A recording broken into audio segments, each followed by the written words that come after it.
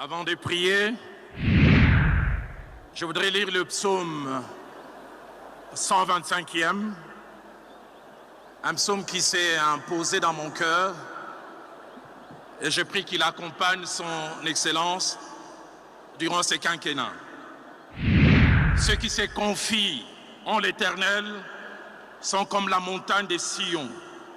Elle ne chancelle point. Elle est affermie pour toujours. Des montagnes entourent Jérusalem.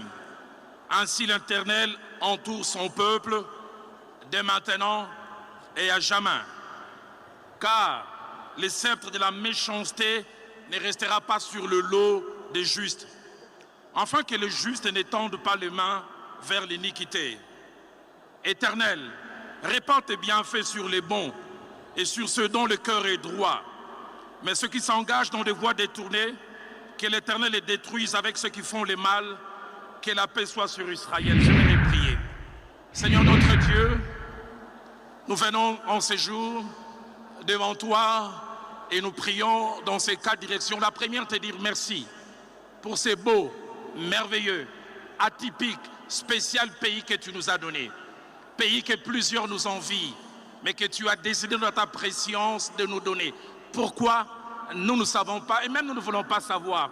Ce que nous voulons savoir, c'est que Proverbe 16, au verset 4, dit « Tu as tout fait pour un but ». Et nous croyons que tu nous as donné ce pays pour un but, avec sa superficie, avec son sol, son sous-sol, avec sa flore, avec sa faune, avec le merveilleux peuple que nous sommes. La deuxième prière que je fais, c'est de te bénir pour la cérémonie d'aujourd'hui, qui est à la fois un aboutissement, mais aussi un début. Aboutissement d'un processus qui a été laborieux, mais processus au cours duquel tu nous as soutenus. Comment ne pas te dire merci? Mais aussi début d'une ère que nous croyons meilleure. Il y a 64 ans, nos pères ont chanté cet hymne national dont une portion est presque comme à la fois une prophétie, mais aussi un souhait venant du cœur. Ils ont dit, nous bâtirons un pays plus beau qu'avant. Papa, permets que ce quinquennat puisse faire passer cette parole d'un vœu pieux, d'un souhait en une réalité. Et que le Congo devienne réellement plus beau qu'avant.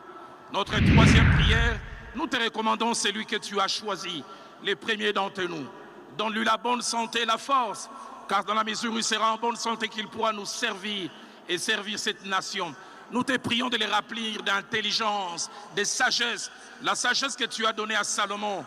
1 Roi chapitre 3, versets 7 à 9, nous nous montrons qu'il a demandé la sagesse, non pas pour lui, mais pour juger, pour avoir la perspicacité, pour avoir le jugement qu'il faut, afin d'élever les bonnes options. Seigneur, ton serviteur, au-delà de sa bonne volonté, a besoin de toi, que tu puisses l'aider. Et ma quatrième prière, Seigneur, aide-la à choisir des hommes et des femmes qu'il faut. Des hommes et des femmes qui l'aideront, afin que la vie du peuple moyen, du citoyen moyen, devienne meilleure. Seigneur, s'il te plaît, des hommes et des femmes de qualité, des hommes et des femmes de valeur. Seigneur, nous sommes fatigués des voleurs. Nous sommes fatigués de ceux qui s'enrichissent. Nous sommes fatigués de ceux qui ne voient que leurs intérêts.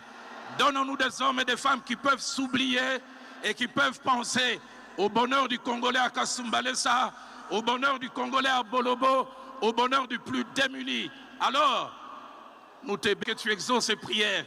Attendre 5 ans, mais en ce jour, ma foi est tellement grande que j'anticipe. Je dis gloire, grâce.